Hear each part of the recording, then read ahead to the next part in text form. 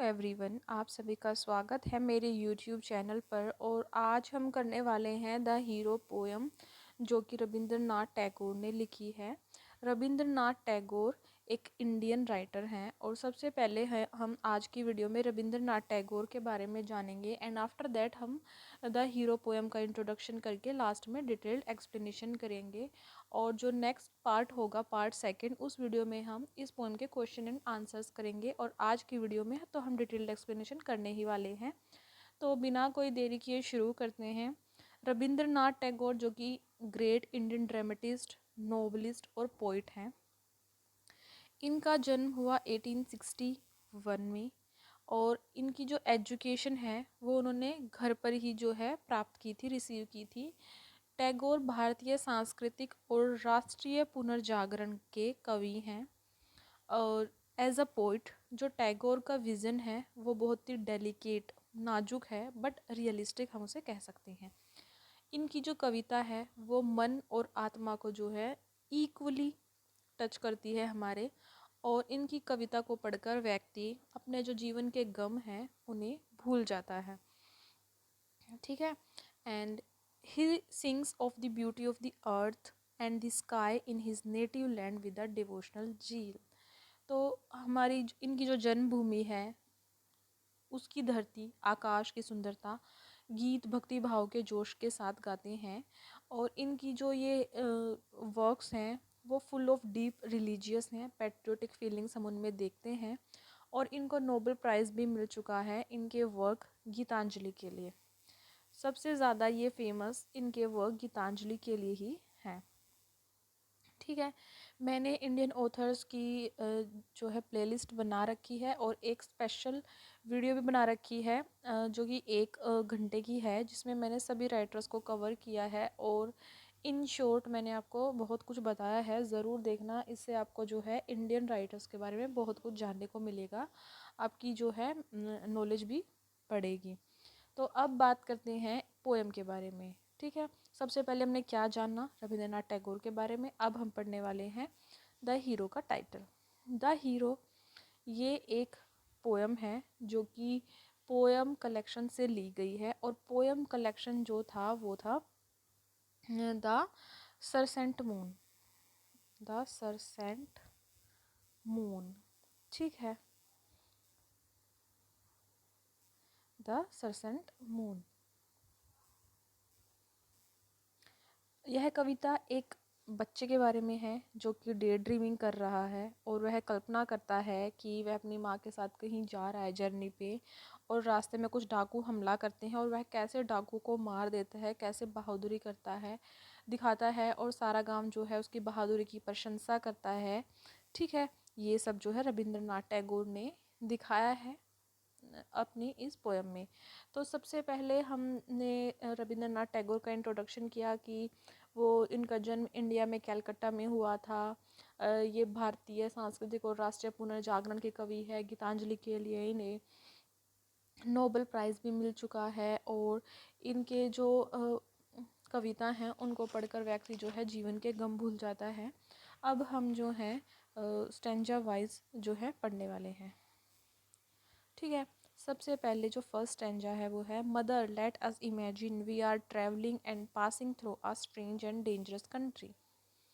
तो सबसे पहले इस पोएम में जो ये स्टैंजा फर्स्ट है, इसकी जो लाइन्स है उसमें जो है वक्ता कौन है, वो छोटा बच्चा है। और वो इमेजिन करता है और कि एक दिन वो और उसकी मदर जो है अपनी माता के साथ वो एक ट्रैवलिंग यात्रा पर जा रहा है। और स्ट्रेंज और डेंजरस कंट्री मतलब ऐसे इलाके से जा रहा है जो कि देहात है, बहुत अजीब है, ख़तरनाक है। You are riding in a palki and I am trotting by you on a red horse. तो यहाँ पर इमेजिन करता है कि माँ तो पालकी में है और बेटा साथ साथ रेड हॉर्स घोड़े पर जा रहा है। It's evening and sun goes down. यह शाम का समय है और सूर्यास्त हो जाता है, अंधेरा हो जाता है। The waste of Joradighi lies wan and grey before us. ठीक है। The land is desolate and barren. तो सूर्यास्त हो जाता है, अंधेरा हो जाता है। एंड उसके बाद क्या होता है कि जो जोरादगी है के बंजर इलाका जो है वहाँ से वे गुजर रहे हैं। धरती क्या है? सुनसान है, डिसोलेट है एंड बैरन है, सुनसान है और बंजर है। You are frightened and thinking I know not where we have come to, I say to you mother do not be afraid. तो जो माँ है वह भयभीत होती है, फ्राइटेंड होती है और सोचती है, हैरानी होती है कि हम इस अजीब इलाके में आ गए हैं। बट जो बेटा होता है वह कहता है कि आप जो है डू नॉट बी अफ्रेड, डरो मत, भयभीत ना हो। तो आप देख सकते हैं स्टेंजा 1 में जो है बच्चा कैसे इमेजिन करता है कि वह कैसे घोड़े पर है, माँ पालकी में है और वो सुनसान रास्ते से गुजर रहे हैं। माँ डर जाती है और कैसे वह अपनी माँ को कहता है कि माँ don't be afraid. Next stanza. The meadow is prickly with spiky grass and thought it runs a narrow broken path.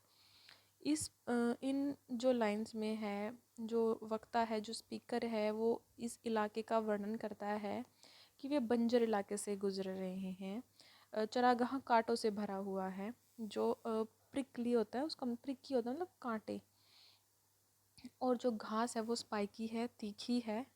And through it runs a narrow broken path. चरागाह के बीच में से तंग और टूटा हुआ रास्ता गुजरता है। There are no cattle to be seen in the wide field. यहाँ पर कोई मवेशी नहीं है। They have gone to their village tools. वो अपने गांव वापस जा चुकी हैं, अपने बाड़ों में वापस जा चुके हैं। It grows dark and dim on the land and sky. क्योंकि शाम हो चुकी है, चारों तरफ अंधेरा है। And we can not tell where we are going. और हम नहीं बता सकते कि हम कहाँ जा रहे हैं।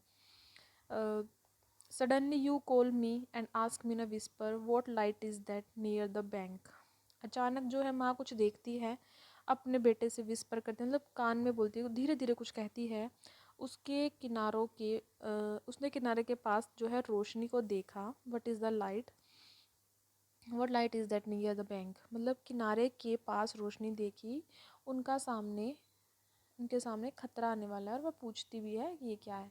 तो ऐसे हमने जो सेकंड स्टेंजा है उसमें ये पढ़ा कि बेटा कैसे इमेजिन कर रहा है कि हम जहाँ से जा रहे हैं वो रास्ता कितना सुनसान, बंजर और कांटों भरा है। और माँ जो है वो देखती है कि कुछ रोशनी आ रही है, कुछ खतरा आ रहा है। और यहाँ पर जैसे शाम हो गई है, अंधेरा है। ये सब जो है हम सेकंड स्टेंजा में पढ़ रहे हैं। Next we'll discuss stanza number 3rd।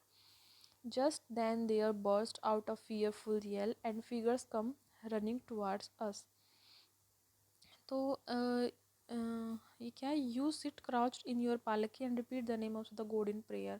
तो क्या होता है कि इन पंक्तियों में वक्ता जो उन पर हमला हुआ, जो डाकू उन पर हमला करते हैं, उसका वर्णन करता है कि कैसे जो है आते हैं और ये भयानक चीखें मारते हैं। माँ बेटे की तरफ भागती है एंड माँ दुबक्कर जो है पालकी में बैठ जाती है। सिट क्राउच्ड इन योर पालकी, पालकी में दुबक्कर बैठ जाती है। And repeat the names of the gods in prayer, और भगवान का नाम लेती है। The bearers shaking in terror hide themselves in the thorny bush. जो कहार हैं वो पालकी को छोड़ देते हैं और एक झाड़ी में छुप जाते हैं। I shout to you don't be afraid mother, I am here. तो बेटा माँ को चिल्लाकर कहता है कि भयभीत ना हो क्योंकि मैं यहाँ हूँ। तो स्टेंजा नंबर 3rd में हमने ये पढ़ा कि जो डाकू हैं जब वे हमला कर देते हैं, भयानक चीखें मारते हैं, तो जो पालकी को उठाए हुए हैं वो भी भागकर जो है बुशेस में, झाड़ियों में छिप जाते हैं और मदर भगवान का नाम लेती है। बट जो बेटा होता है वो इतना ब्रेवली फोर्ट करता है और वह जो है अपनी माँ को चिल्लाकर कहता भी है, mother I am hair don't be afraid. तो ये हम देखते हैं कि बेटा किस तरह से यहाँ पर जो है प्रूव कर रहा है that he is a real hero because he is not afraid of these dakus. ठीक है। Next will talk about stanza number 4। With long sticks in their hands and hair all wild about their heads, they come nearer and nearer. तो यहाँ पर जो है डाकू जो हमला कर रहे हैं उसके बारे में जो है वो वर्णन करता है कि ये वक्ता है जो कि बेटा है वो बता रहा है। उनके हाथों में लंबी लंबी लाठियाँ थी। ठीक है, लॉन्ग स्टिक्स थी, लंबी लंबी लाठियाँ थी। एंड उनके सिरों पर बाल बिखरे हुए थे। ठीक है, और वो उन्हें ललकारता भी है। यहाँ पर लिखा हुआ है Shout. I shout. Have a care you villains. One step more and you are dead man. तो वह उन्हें ललकारता है, शाउट करता है कि अगर उन्हें बताता है कि अगर वे आगे बढ़े, उन्होंने वन स्टेप आगे भी बढ़ाया तो मारे जाएंगे. यू आर डेड मैन, मतलब तुम मारे जाओगे. They give another terrible yell and rush forward. डाकू एक और भयानक चीख मारते हैं और आगे की ओर भाग कर आते हैं. You clutch my hand and say, Dear boy, for heaven's sake, keep away from them. I say, Mother, just you watch me. तो जो यहाँ पर मदर होती है उसका इतना डरपोक सा दिखाया गया है कि वो डरी हुई है, माँ भयभीत है, और अपने बेटे का जो है हाथ पकड़ती है और कहती है कि उसे कहती है कि डाकू को जाने दो. मगर बेटा उसे विश्वास दिलाता है, मदर जस्ट यू वॉच मी, तुम मुझे देखो, मुझ पर भरोसा करो, मैं उनका कैसे सामना करता हूँ. तो यहाँ पर ये दिखाया है कि मदर डर रही है और बेटा नहीं डर रहा है. मदर यहाँ पर जो है बेटे को कहती है कि तुम रहने दो, भयभीत है, बट उनको जाने दो. बट बेटा कहता है नहीं, मैं उनका सामना कर सकता हूँ. ठीक है. अब है stanza number 5. Then I spur my horse for a wild gallop and my sword and buckler clash against each other. इन पंक्तियों में जो स्पीकर है वो कहता है डाकों के साथ जो उनकी लड़ाई हुई उसके बारे में यहाँ पर जो है डिस्क्राइब कर रहा है कि वह the fight become so fearful mother that it would give a cold शडर could you see it from your पालकी. वह जो है डाकुओं से नहीं डरता है, वह अपनी तलवार निकालता है, स्वॉर्ड निकालता है, एंड फिर उनकी तरफ अपने घोड़े को दौड़ाता है. बेटे और डाकुओं के बीच जो है घमासान जो है लड़ाई होती है और बेटा बहादुरी से लड़ता है, कई डाकुओं को मार भी देता है. और इस बीच जो मदर होती है वो पालकी में होती है. Many of them fly and a great number are cut to pieces. तो यहाँ पर जो है वो बच्चा जो है वो अच्छे से, मतलब बेटा जो है वो लड़ता है अच्छे से, कुछ भाग जाते हैं, कुछ को वह मार देता है. I know you are thinking sitting all by yourself that your boy must be dead by this time, but I came to you all stained with blood and say mother the fight is over. तो जो माँ है वो पालकी में होती है और वो डर रही होती है. तो बेटा जो है वो कहता है कि मदर तुम ये सोचती होगी कि मतलब डर रही हो, बट जो अब लड़ाई है वो ख़त्म हो गई है. यू कम आउट एंड किस मी, तुम बाहर आओ और यहाँ पर और किस करो मेरे माथे पर. Pressing me to your heart and you say to yourself I don't know what I should do if I hadn't my boy to escort me. और लड़ाई समाप्त हो गई है, उसकी माँ उसे चूमती है, उसे वरदान देती है कि अगर तुम नहीं होते तो क्या होता. मतलब फिफ्थ स्टैंजा में आप देख सकते हैं ये दिखाया गया है कि मतलब वो अपनी स्वॉर्ड निकालता है और भयंकर भयानक जो है लड़ाई होती है, डाकों को मार गिराता है, मदर डर जाती है. और बट जो वो बेटा है बहुत सारे डाकों को मार देता है, कुछ डर कर भाग जाते हैं. और वह फिर अपनी मदर से कहता है कि मदर लड़ाई ख़त्म हो चुकी है, the fight is over now, you come and out and किस मी. आप बाहर आओ और मुझे जो है एक चुम्बन दो. And pressing me to your heart, और अपने दिल से छाती से लगा लो और खुद से मतलब वो इमेजिन कर रहा है कि ये सब हो रहा है. और फिर उसकी मदर आएगी, उसे किस करेगी, उसे गले से लगाएगी और फिर कहेगी बेटा तुम नहीं होते तो क्या होता. ये सब वो मतलब इमेजिन कर रहा है, अपनी इमेजिनेशन में ये कह रहा है कि ये सब होगा तब उसकी मदर ये सब करेगी. ठीक है. Stanza number last and 6. thousand useless things happen day after day and why couldn't such a thing come true by chance. मतलब अंत में जो बेटा होता है वो अपने डे ड्रीमिंग में होता है, उससे बाहर आता है. ठीक है. और वह यह सोचता है कि कि ये सच क्यों नहीं है, बहुत से बेकार काम होते हैं. तो ये है it would be like a story in a book, कि ये एक इस प्रकार की घटना वास्तविक जीवन में घटित नहीं हो सकती. अगर ऐसी घटना हुई तो वह कहानी की किताब की घटना की तरह होगी. My brother would say is it possible, I always thought he was so delicate. Our village people would all say in amazement was it not lucky that the boy was with his mother. तो वह कहता है अगर ऐसी घटना हुई होती तो किताबों की घटना की तरह होगी. और वह कल्पना करता है कि अगर यह घटना वास्तविक जीवन में हुई होती, ठीक है, तो उसका भाई हैरान हो जाएगा।